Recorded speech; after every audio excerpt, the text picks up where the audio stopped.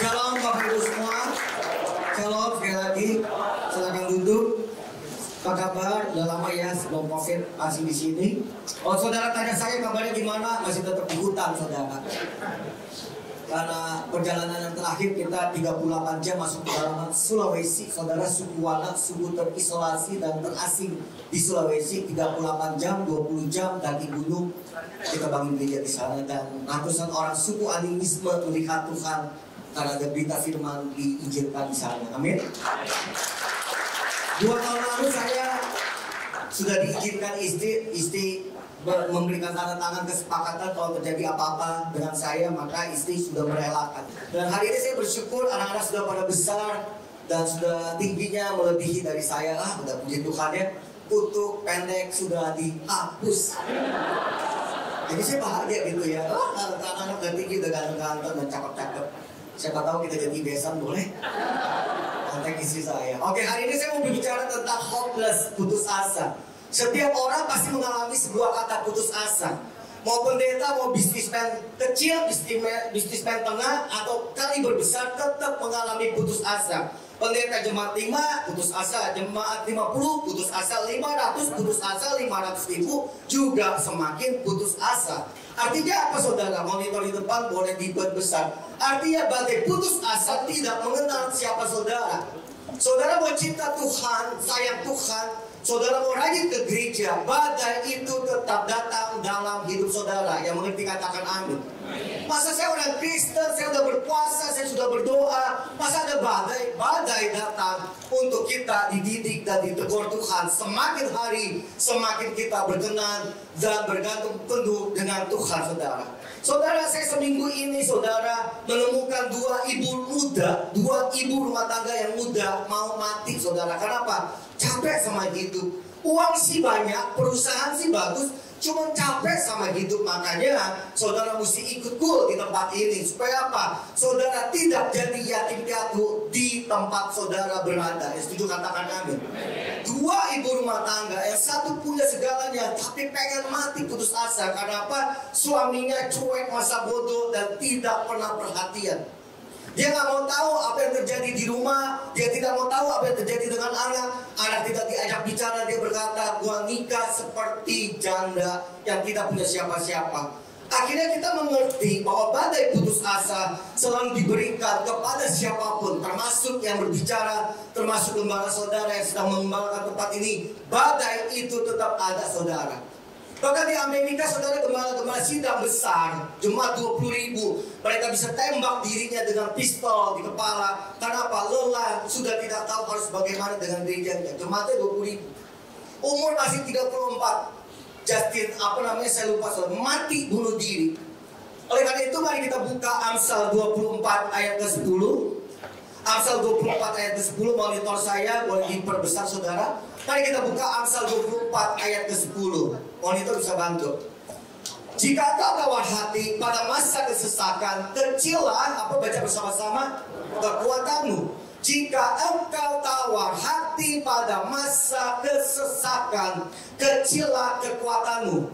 Saudara, orang tawar hati bukan berarti dia tidak punya uang. Saya percaya jemaat sini uangnya banyak lah dibanding saya. Saudara jemaat di sini diberkati Tuhan. Tetapi kalau saudara tawar hati, masa depan saudara tidak akan lihat lagi. Cita-cita mimpi besar apapun saudara sudah tawar hati, maka kecillah kekuatan kita. Waktu kekuatan kita kecil, maka kita akan mengakhiri hidup kita dengan cara yang singkat, yaitu bunuh diri.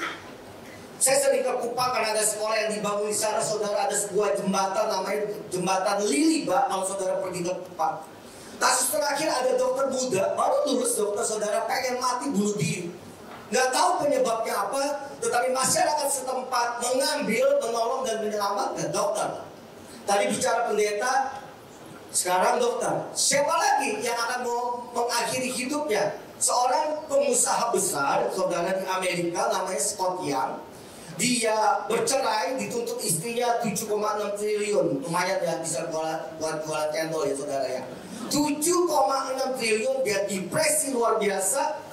8 Desember 2004 mengalami kebangkrutan dan dia lompat dari gedung kantornya mengakhiri diri. Kecil kekuatanmu. Jika engkau tawar hati, maka hilanglah kekuatan saudara. Saudara perhatikan hari ini. Apakah saudara sudah tawar hati? Saudara, kalau orang udah tawar hati ya, mau didoakan, mau ditengking, mau dilepaskan, pelepasan, itu udah gak ada, nothing saudara. Orang itu sudah tidak mengharapkan apa-apa. Kenapa? Kekuatannya sudah ada. Makanya kalau di sini ada kampanye tool, itulah adalah salah satu alat solusi untuk saudara tidak tawar hati lagi. Ya, setuju, katakan amin. Betapa penting kita punya komunitas. Betapa penting kita punya teman bersahabat. Betapa penting kita punya bahan cerita yang bisa kita buat ke teman-teman kita. Lalu teman kita menggendong kita, memegang kiri kanan kita, dan mensupport kita sehingga kita punya kekuatan lagi. Saudara, kenapa sih orang bisa putus asa? Nomor satu, hidupnya penuh kekecewaan. Dari masih muda, dari lahir ditolak sama papanya, tertolak atau ditolak. Nomor dua, saudara, khusus yang para single, terlalu lama sendirian, merasa kok gak ada pangeran yang datang ke saya. Ini kasus anak muda banyak, saudara, yang pengen mati, saudara. Saya konselor, saudara, di gereja. Mau gak mau saya mengambil peranan konselor buat gereja. Terlalu lama sendirian, maaf kata, menjadi janda, menjadi duda, kesepian, kosong, akan membuat orang putus asa. Yang ketiga, terlalu lama hidup penuh apa? Kegagalan. Buka toko gagal, buka restoran gagal, buka salon gagal, buka tempat cukur di bawah pohon juga gagal, saudara.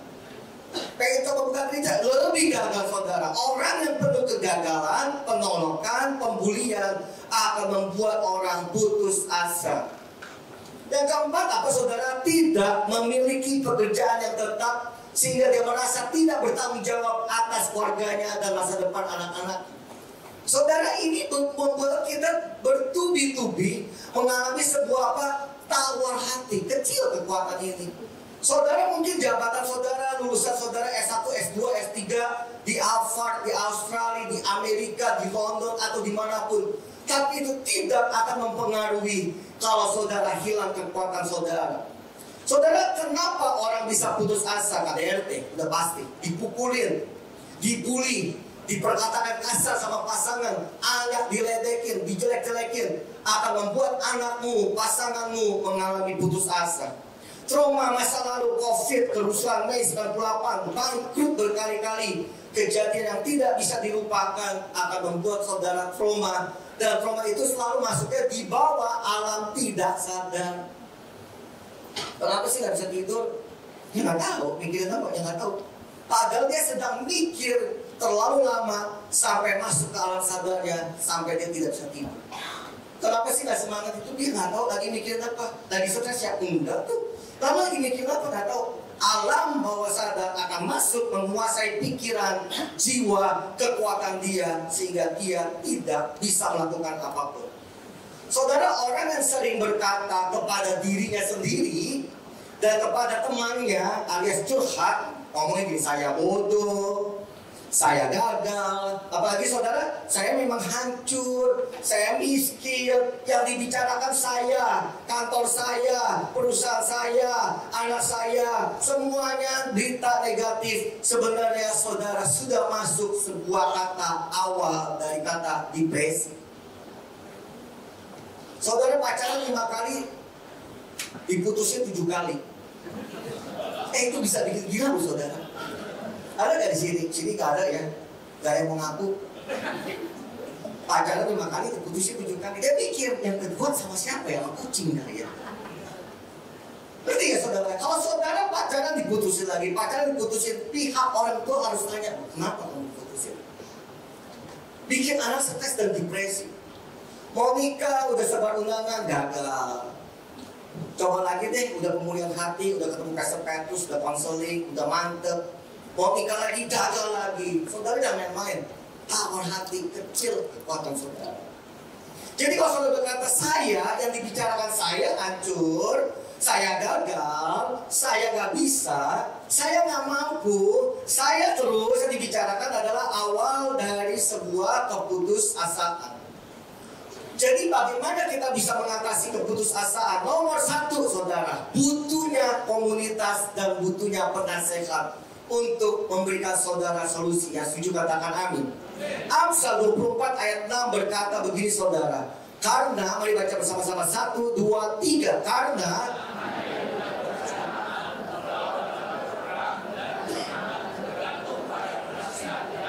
tergantung pada apa? Penasihat yang banyak. Kalau saudara punya teman dekat satu, itu penasihat satu saudara.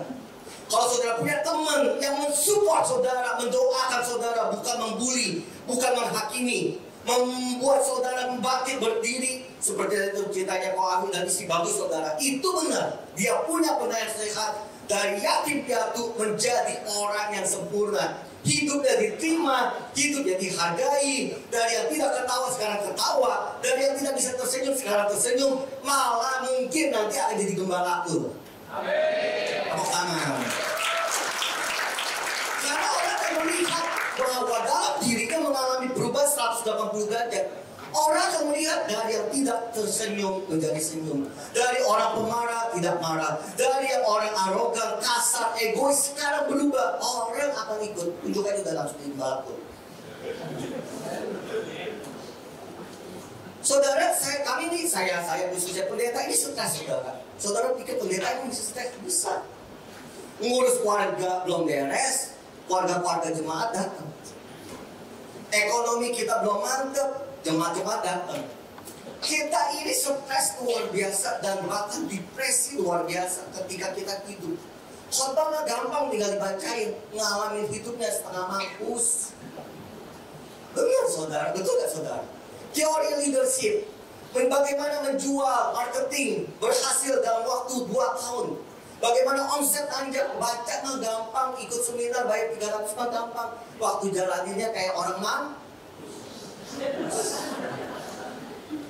bukan mati lagi, mampus. Artinya udah lebih sengsara, lebih udah gak kuat saudara. Rasanya kayak mau mati, lebih dari mati ya mampus saudara. Gak kuat saudara. Makanya saya pun membangun komunitas pendeta-pendeta.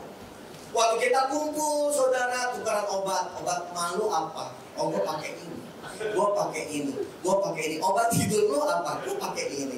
Obat depresi lo apa? Jadi antar sesama pendeta, kita tidak membahas firman Tuhan lagi, membahas obat yang dosisnya lebih tinggi. Ngerti dong maksudnya? Artinya nih kita berkumpul orang depresi lagi ketemu. Tapi hebatnya saudara, waktu kita punya komunitas yang sehat, tidak membuli, tidak menghakimi, tidak pakai masker, tidak pakai topeng, kita ngomong apa adanya, akhirnya kita bangkit. Saudara ini yang bicara pernah stres, pernah depresi 2 tahun lalu. Udah gak bisa lihat cahaya kayak begini, ini cahaya banyak banget. Dulu 1 lampu aja ketakutan luar biasa. Anak-anak saya, istri saya, Pastor Nelly, saya suruh naik ke atas, saya dibawa semua lampu lantai 1 mati total. Saya bisa bayangin betapa depresinya hidup saya. Waktu COVID, banyak pendeta gila saudara. Kok bisa sih dia kan dekat sama Tuhan? Saudara, dekat sama Tuhan itu gampang. Panggil nama Yesus, Yesus datang. Yang susah itu mengelola manajemen emosional kita. Nanti saya bahas kenapa harus begitu. Saya udah gak bisa lihat lampu, 1 lampu pun gak bisa dengar suara. Berarti kita sama tuh. Bedanya saudara punya title pengusaha, saya punya title gembala. Sama, masalahnya sama. Dan waktu saya mengerti, saya butuh komunitas sesama pendeta yang ngomong apa adanya, yang mau melakukan hal-hal yang membuat dia jatuh. Kita udah tahu dia bawa ini, dia bawa ini, dia punya sisi gelap pun kita terima dan kita peluk rangkul bersama-sama. Waktu saya ceritakan gue depresi, gue begini, disitulah awal kebangkitan. Kenapa? Waktu kita berbicara, keterbukaan adalah sebuah keputusan untuk kita bangkit. Dan setuju, kita tepuk tangan buat. Jadi kalau saudara udah gak punya teman ngobrol, teman cerita yang mensupport, hati-hati. Saudara menuju sebuah kata depresi dan tawar hati. Yang kedua, bagaimana mengatasi keputusasaan? Mari kita baca bersama 1, 2, 3.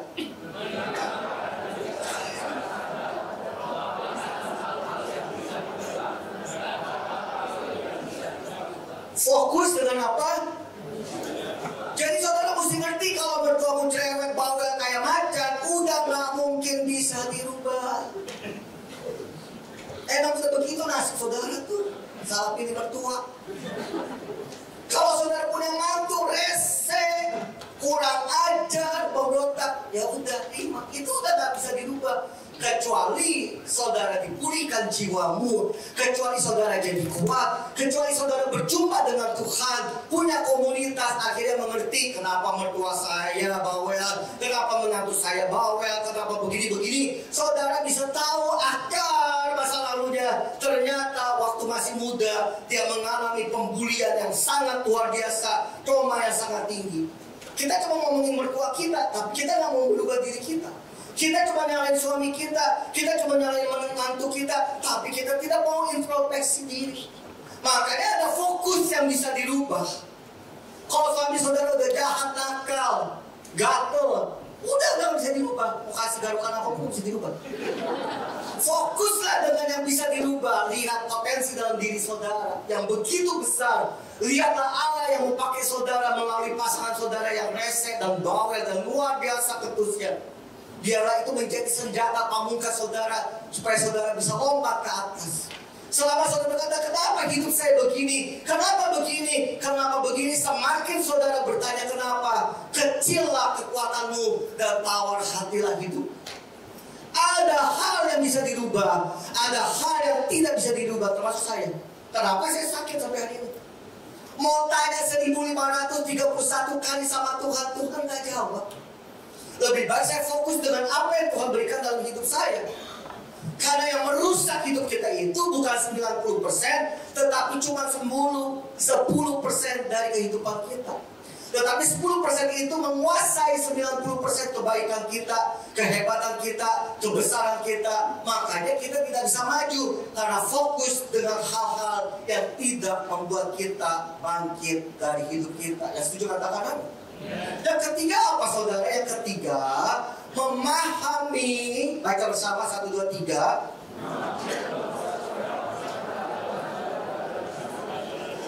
Memahami bahwa setiap orang selalu gagal.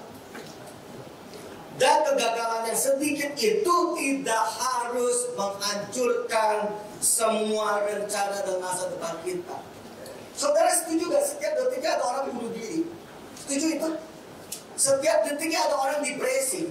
Setiap detiknya ada orang-orang yang mau mengakhiri hidupnya dengan pisau, lompat, minum baygon, gantung diri, dan lain-lain. Saudara mengerti itu?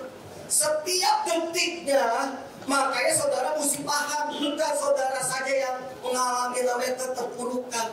Bukan saudara saja yang mengalami kekecewaan. Seluruh bumi ini mau kenal Yesus, tidak kenal Yesus, mereka mengalami hal itu. Berikutnya saudara baca tuh namanya siapa tuh? Yang paling atas warna putih. Baca 1, 2, 3. Bilang kata negara, asal langsung. Sirafat Forafat Sudhikun. Saudara bukan di Google, ini kisah nyata. Siapa Sirafat Forafat Sudhikun? Dia adalah pengusaha terbesar, konglomerat terbesar di Thailand. Punya properti, punya otomotif, punya hotel, segala sesuatu. Semua pialang saham dia memegang, kaya luar biasa. Kalau kita bikin plan, kalau kita bikin sebuah ilustrasi, dia mungkin Bapak Haritanu Sudibyo, kaya luar biasa. Suatu ketika dia gagal luar biasa, lalu dia bikin moto dalam hidupnya, lebih baik bangkrut daripada mati. Orang yang kaya luar biasa, super kaya, naik jet pribadi kemana-mana, tiba-tiba jualan dagang asongan, sandwich bakar di tengah jalan, lampu merah, Emporium Mall. Jadi sebayang Bapak Haritanu Sudibyo, ini kita ilustrasi ya, dari yang sangat besar tiba-tiba jualan sandwich bakar, keliling jualan di lampu merah Emporium. Ini dia. Keberhasilan yang didukung, kemampuan mengelola emosi negatif, malu, menyesal, depresi. Jangan malu kalau gagal. Jangan depresi karena kalau gagal. Karena yang depresi sama-sama. Jadi kalau saya suruh angkat tangan nih, yang depresi semuanya angkat tangan nih. Cuma malu aja di sini kan. Kita semua orang depresi, makanya kita butuh Yesus. Supaya Yesus itu memberikan ketenangan, kesembuhan emosional jiwa kita, supaya kita tidak menyalahkan hidup kita. Sini favorit sedikit, tidak berandai-andai. Coba waktu itu saya tidak mengambil keputusan. Coba waktu itu saya tidak memilih teman yang salah. Coba waktu itu, saudara, orang yang bangkit tidak pernah menyesal dengan segala keputusannya. Coba waktu itu saya dengar mama, makanya saya gak menikah sama pasangan yang saya rasa itu. Coba waktu itu saya dengar bapak pendeta. Coba waktu itu saya dengar Tuhan. Coba udah lewat. Mendingan kita fokus dengan apa yang bisa kita rubah dalam hidup kita. Lebih baik kita fokus 90% yang masih terbaik dalam hidup kita, saudara. Sini Fonafet bukan orang Kristen, bukan orang siapa-siapa, bukan mengenal Yesus Kristus. Tapi dia punya semangat hidup yang sangat luar biasa. Saudara, Mazmur 23 berkata, saudara, Mazmur 23 ayat keempat, Raja Daud adalah raja yang sangat super powerful. Mungkin kalau saya boleh banggakan presiden kita, Bapak Presiden Jokowi Widodo yang sangat luar biasa, disorot dari seluruh dunia tentang perekonomian kita yang naik begitu tajam. Saya nggak bicara kelemahannya, kita bicara yang positif ya. Ini kan mau pilkada ntar, waduh macam-macam lagi, ntar bangsa bonyol kayak gitu Pak. Dia punya menteri yang luar biasa, menteri keuangan yang luar biasa, menteri BUMN yang luar biasa, menteri pertahanan yang luar biasa. Nggak bisa diganggu deh nih Pak Presiden Jokowi, termasuk Raja Daud. Saudara, jenderalnya 1 lawan 1000. Siapa yang bisa menang? 3 lawan 10.000. Siapa yang bisa mengakhiri Raja Daud? Tidak ada satupun. Tapi Raja Daud yang punya segala sesuatu, fasilitas, jabatan, tahta masa depan yang begitu luar biasa, sampai ketakutan, tawar hati, hilang kekuatannya, dan dia pura-pura gila di depan istananya sendiri. Saking takut, gak ngerti arti hidup, gak ngerti hidup mau dibawa kemana, gak ngerti lagi uang udah berlimpah mau ngapain, arti hidup sudah tidak ada. Dia sampai ketakutan, pura-pura gila, jadi orang gila di depan istananya. Lalu waktu dia dalam kegilaannya dia berkata sama Tuhan, Tuhan, sekalipun aku berjalan dalam lembah kelam, aku tidak takut bahaya loh Tuhan. Sebab Engkau selalu besertaku, gadamu, tongkatmu, itulah yang menghibur aku. Kalau saudara tawar hati dengan baik-baik, omongin gini sama Tuhan, Tuhan aku gak takut bahaya. Gadamu, Engkau selama masih ada di depanku, aku tidak takut bahaya. Walaupun hidupku hancur sebentar. Orang benar tidak jatuh sampai tergeletak. Dan setuju katakan amin. Orang benar pasti dijaga, dipisah Tuhan. Bahkan sampai masa tua dan putih rambut saudara, Tuhan tetap menggendong saudara. Jatuh boleh, everybody pasti jatuh saudara. Tapi cara jatuhnya bagaimana? Ada yang jatuhnya memalukan, ada yang jatuhnya korupsi, tetapi ada yang jatuh diangkat kembali. Karena apa? Karena kita percaya Tuhan kita sangat luar biasa. Jadi orang Kristen bukan karena ikut Yesus diberkati. Saya udah gak terlalu setuju dengan cara itu saudara. Ikut Tuhan, pikul salib, bayar harga, air mata keluar, dan mempertahankan iman saudara. Kalau saudara ikut Yesus jadi kaya, saudara akan tinggal di gereja ini secepat mungkin. Karena 2024 sesuai firman Tuhan, zaman tidak akan semakin baik, keadaan tidak akan semakin baik. Ini teman Bapak Jokowi aja dipilih Tuhan. Banyak orang Kristen berdoa buat bangsa ini, negara ini jadi hebat luar biasa. Karena ada orang-orang benar yang berdoa buat Bapak Jokowi pagi, siang, sore, malam, termasuk saudara. Tapi 2024 saya tak terlalu yakin sama ekonomi tahun depan. Saya tak terlalu yakin saham akan baik. Saya tidak terlalu yakin apa kata dunia. Tetapi saya sangat yakin bahwa tahun semakin tahun, ketika saudara berkata, aku tidak takut bahaya, gadamu, tongkatmu, perisaimu, pagarmu ada di sekelilingku. Kemarin boleh jatuh, sebelah boleh hancur, 10.000 boleh rebah. Selama aku di dalam Kristus mengandalkan Tuhan, aku akan tetap tersenyum. Amin. Itulah kita yang mau bilang. Banyak orang udah kaya, punya rumah 1, minta rumah 2. Gak pernah terima kasih memang. Punya mobil 1, pengen punya mobil 2. Usaha sepi, minta rame. Begitu rame, stres, capean, komplain lagi. Itulah manusia, tidak pernah bersyukur. Yang hebatnya para wanita, Tuhan kita menciptakan kita luar biasa. Dia menciptakan kita sempurna. Setuju gak para wanita? Kalau Tuhan ciptakan saudara sempurna. Alis dibuat sama Tuhan. Saudara bisa langgar tuh alis buatan Tuhan. Dibelokin, dibuat flyover, kekinian, geblok itu namanya. Bibir udah proporsional, buatan Tuhan loh. Tuhan kita itu arsitek yang andal. Dirubah tuh bibir dari kecil ke gede, gede ke kecil. Itulah manusia tidak pernah mengucap syukur. Bahkan saudara bisa menyekolahkan anak sekolah ke luar negeri itu berkat Tuhan. Tapi mulutmu tidak pernah mengucap syukur. Ini dimainin musik suruh pulang saya. Toketnya kental loh. Tidak pernah mengucap syukur. Daud itu adalah Raja Daud yang sangat luar biasa. Mengucap syukur. Waktu tahtanya tinggi, waktu mengalahkan Goliat, dia ngerti siapa di balik itu Tuhan. Saudara mesti ngerti kalau saudara ada hari ini Tuhan. Saudara nih kalau saya lihat saudara ya, aduh saya tuh kadang ngiri, gila ya.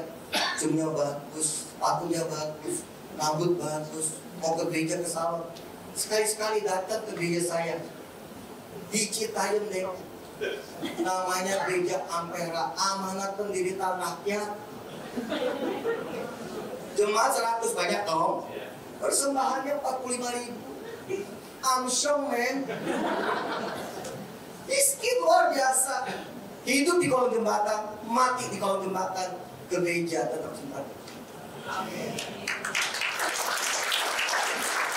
Apakah saudara yakin besok omset saudara turunin, saudara tetap mengucap syukur? Belum tentu. Duit banyak lah tinggal bilang terima kasih Tuhan, perut kenyang kok. Abis ini ke Sushi Hero, abis ini ke Sushi Teh, abis ini ke sushi yang lain, Sushi Susanti, Sushi Susanti. Itu mah pihak tuh. Bisa di sana mau pergi gereja lapar, pulang gereja tetap lapar, mati anytime, tiap saat main tidak bisa jemput kalau bukan. Tapi di mulut mereka tak ada kata. Saya nyesel ikut Tuhan, gak hebat. Jauh iman saya sama mereka. Saya bilang saya bisa khotbah karena ada mobil, ada AC di mobil. Dikasih fasilitas yang bagus, mereka nggak miskin loh. Tapi buat saya mereka itu berjalan di dalam bisnis. Sekalipun aku lapar Tuhan, sekalipun di depanku kolong jembatan, sekalipun anakku nggak bisa sekolah, sekalipun fasilitas rumahku nggak ada, selama Engkau ada di depanku, aku tetap mengandalkan. Mari kita